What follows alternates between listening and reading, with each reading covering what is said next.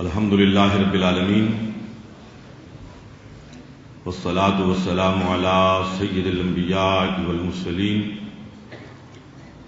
وعلی آلہ واصحابہ وازواجہ وذریتہ اجمعین،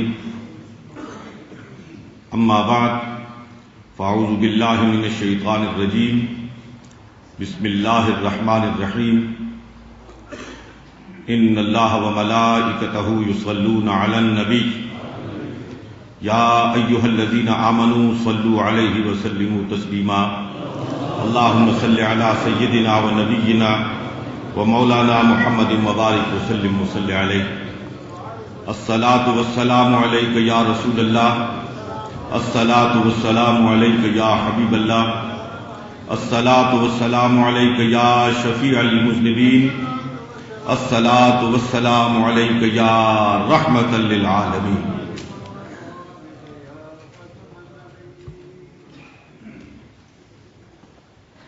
انتہائی قابل احترام، لائق صد عزت و احترام، آپ کی، میری، ہم سب کی محبتوں اور عقیدتوں کا مرکز و محور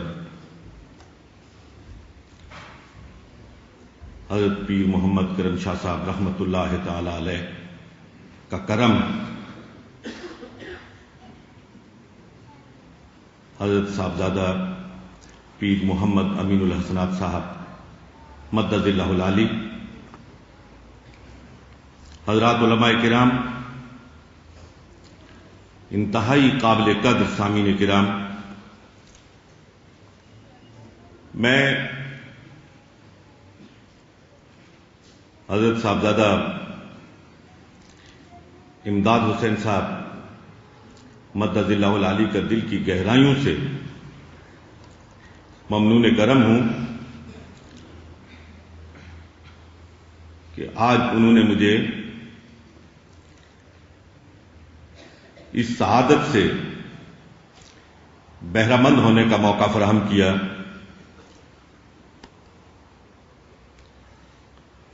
کہ وہ ہستی، وہ شخصیت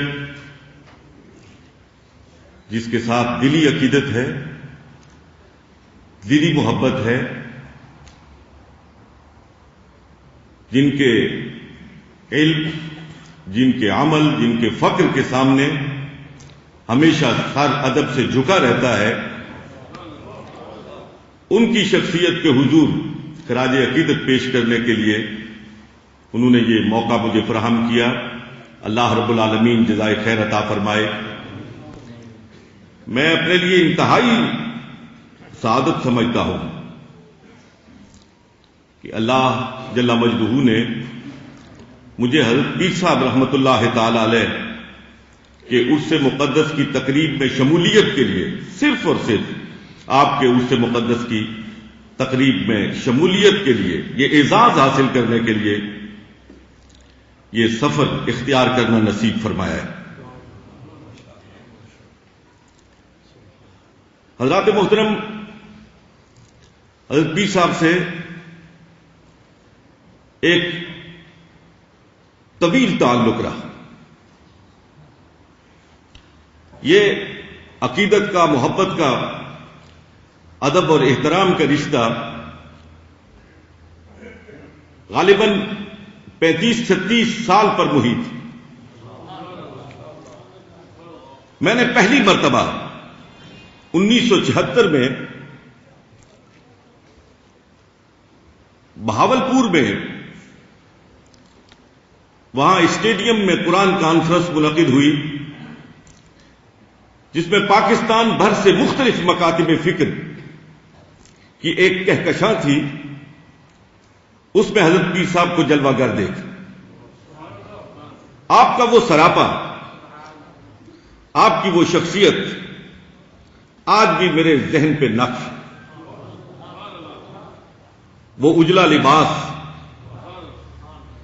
وہ سفید پگڑی، وہ درہ، یقین کیجئے جب بھی وہ سراپا آنکھوں کے سامنے آتا ہے زبان پہ یہی الفاظ جاری ہو جاتے ہیں، چہ رخ، چہ قد، چہ جبی، لا الہ الا اللہ۔ اللہ رب العالمین نے باطن کی صفائی سے بھی خوب سرفراز فرمایا تھا، اور اس باطن کا مظہر آپ کا خوبصورت کھلتا ہوا چہرہ، روشن چہرہ، یقین کیجئے جس کی نظر پڑتی تھی وہ پیر صاحب کا ہو جاتا تھا۔ وہاں سے اس سفر کا آغاز ہوا، پھر گاہے گاہے آپ کی خدمت میں حاضری کا موقع نصیب ہوتا رہا۔ میں اسلامیہ یونیورسٹی بہاولپور سے فارغ ہو کر اسلام آباد پہنچا، ادارہ تحقیقات اسلامی میں آیا، وہاں آپ کا آنا جانا، لائبریری میں تشریف لانا اور ہمارا عقیدت کے ساتھ ان کے پیچھے پیچھے چلنا، وہ ایسی یادیں ہیں، یقین کیجئے زندگی کا وہ اثاثہ، ایسا اثاثہ ہے کہ میں سمجھتا ہوں وہ اثاثہ ہی نہیں، وہ توشہ آخرت ہے۔ حضرات محترم، حضرت پیر صاحب کے بارے میں بعض الفاظ کا استعمال اتنا عام ہو گیا ہے کہ انہوں نے اپنی قدر و قیمت کھو دی،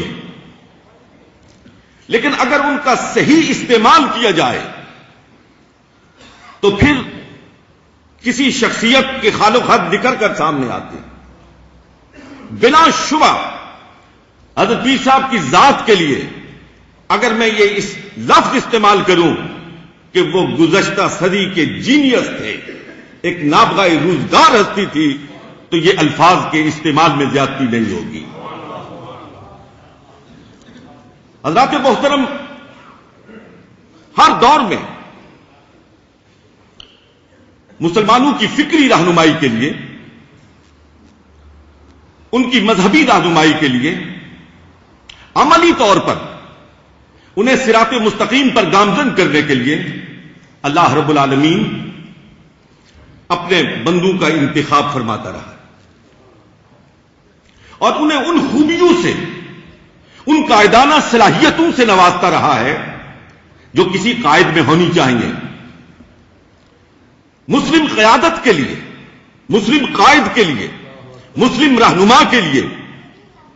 کچھ صفات ہیں،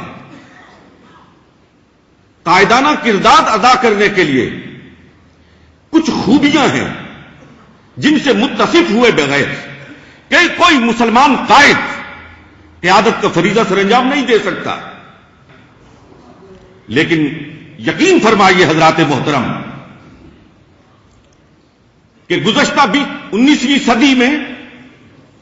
حضرت پیر محمد کرم شاہ صاحب رحمت اللہ تعالی علیہ کو اللہ رب العالمین نے